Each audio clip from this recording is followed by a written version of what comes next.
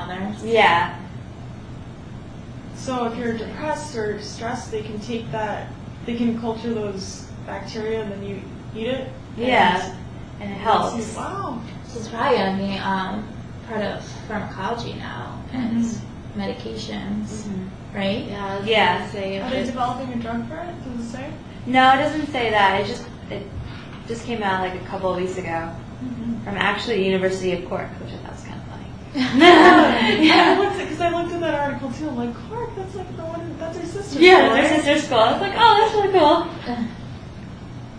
Is there any, I guess it doesn't talk about any like effects of it, like if you ingest too much of it, if anything happens, or side effects of it? No, it's just like it's developing like how bacteria has also, like communication between bacteria, your stomach, and the brain.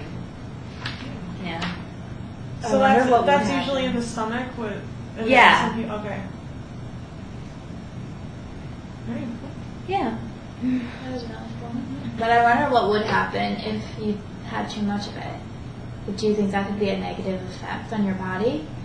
I don't know. It didn't really go into it. It was just talking about how that they're learning that there is more connections with bacteria in the body. Yeah. And then going to the brain and helping the brain. So.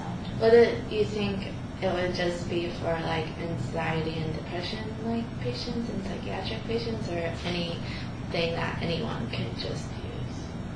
I think it'd be mainly for people who have depression and stuff like that. I don't think it'd really affect us as much. We probably make enough of it if you don't have it. Right? Yeah, exactly.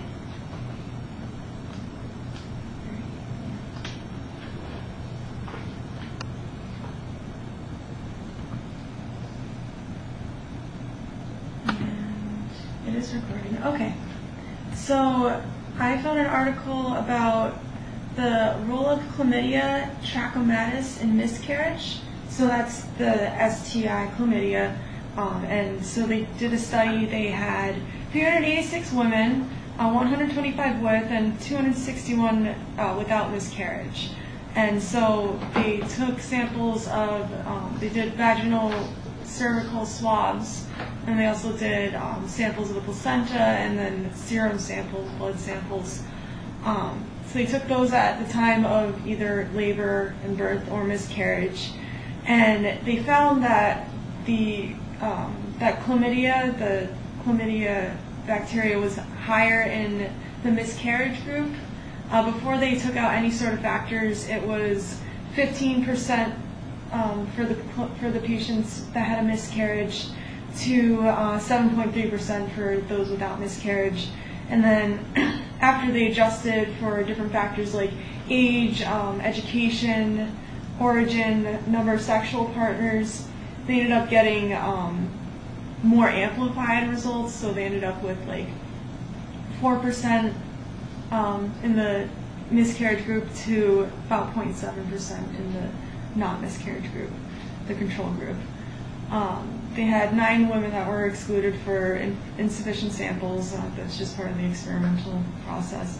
But chlamydia, what they knew beforehand was that there has been an increase in chlamydia over the past 10 years, so more people have it now.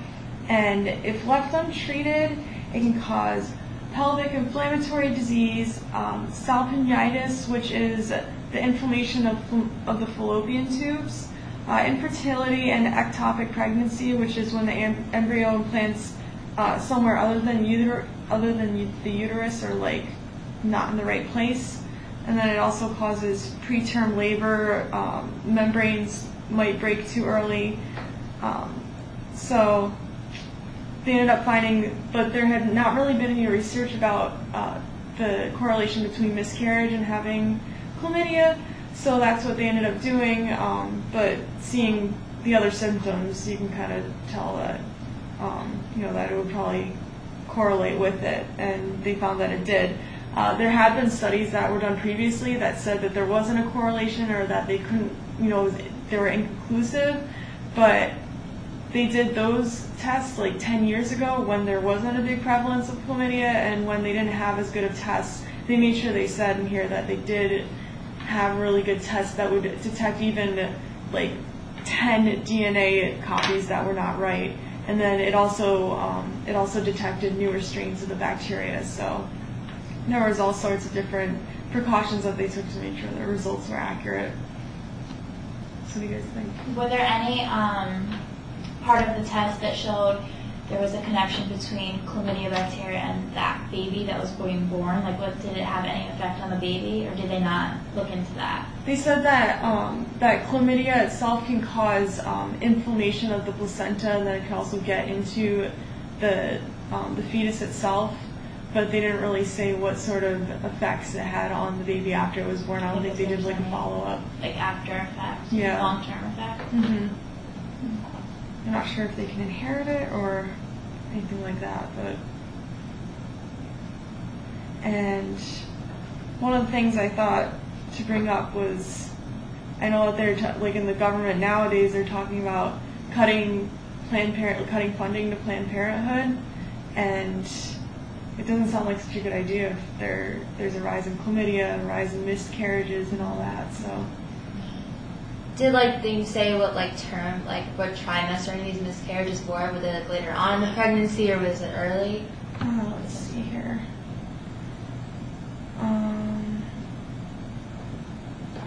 They have the pregnancy weeks for the miscarriage group: week 8, week 7, week 6, week 12, week 6, week 11. So fairly early. And then Kind of the second month then. Yeah. Yeah. So they know exactly what the bacteria chlamydia does to it to cause the miscarriage and stuff. Yeah, it's just the fact that it irritates the placenta, and it irritates the fetus itself, and can give the baby chlamydia, so that. And then once the bacteria gets into there, they'll just. Isn't that the time in pregnancy when the central nervous system and all is being developed too? Isn't that usually when it gets into fairly early on, this the second month. Is that when it's all starting? So maybe the chlamydia. Yeah. I think that's what we learned last year. And I think you're right. So that could tie in. That's why they miscarry then, because the fetus can't develop any of those things. Yeah. I'm thinking back from child adolescent development, you have that little thing Yeah, that shows well, everything tissue developed. becomes specialized. Yeah. And Yeah. It's really early on though. Yeah, it is. So they just tested it was everyone with chlamydia, or people without and then people with? They tested. They just had 386 sort of random people. Just say, I guess at the beginning of their pregnancies, they would ask them, would you like to be a part of the study? And then if they ended up having a miscarriage, or if they had miscarriages in the past, they tested everyone, so that they didn't know if they had chlamydia or not. But what else they found was that miscarriages were less frequent if chlamydia was in the primary stages, so if it was just starting out. And they also found that even if you had chlamydia and it was cured and everything, the scarring effects, they called it, I think, the scarring effects could still cause a miscarriage. There's still a correlation between that. So. Isn't chlamydia, I think chlamydia gonorrhea, one of them, there's only one antibiotic that can cure it. One of them's keeps changing and evolving. I can't remember which one it is, if it's chlamydia or gonorrhea, but it's one of them that antibiotics aren't working as well on them either now. Yeah, well, they did mention that there was a new strain of this one out, so Yeah. it might be this one. Did it say anything about how if the patient is given the medication to get rid of chlamydia, if they're still affected? Yeah, they said that some of them that had chlamydia in the past but didn't have it now still might have Or had still had a high risk for miscarriage? Mm-hmm. So it still has to be in their system then. Right? Yeah, because it does it has scarring, so it damages the cells maybe a little bit. Okay.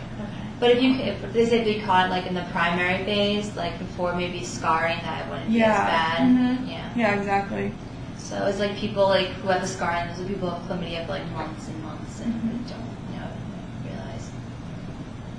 Yeah, they say that at the end they end up saying all women experiencing a miscarriage should be screened for chlamydia. So, maybe if you have a miscarriage, it would be an indicator of chlamydia. So they're saying to get tested if you had a miscarriage.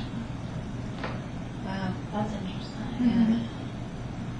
And then, if you do end up having it, then to get extra help along the way for your next pregnancy.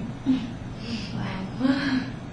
Did it say anything about if it would affect their next pregnancy? If they had, Well, yeah. because it's in their system, even if they get rid of it, but because they already had that initial miscarriage, just saying They had like that. they had a few results in here that showed that there were women who had repeat miscarriages. Number of pregnancies too. These were in the miscarriage group, so some of them had 5 pregnancies. I'm not sure what parity means exactly. I'm not sure if that's the number of babies that live. I think that's Well, because it says miscarriage group number of pregnancies 2, and then it says parity 0. So it might mean that none of those babies survived. Then 1 to 0. Yeah, so one of the women had 5 pregnancies and 2 ended up surviving. So Yeah, they didn't do any follow-up on the children. Mm-mm. No. That would be interesting to see if they were affected. Yeah. Like if the bacteria is in them. Probably. Or if they have some kind of defects, or Yeah. if it limited their growth or health or Some type of brain damage. Even the girls, it'd be interesting to see if the girls, later in life when they were pregnant, if it affected them. Yeah. Oh yeah. Yeah.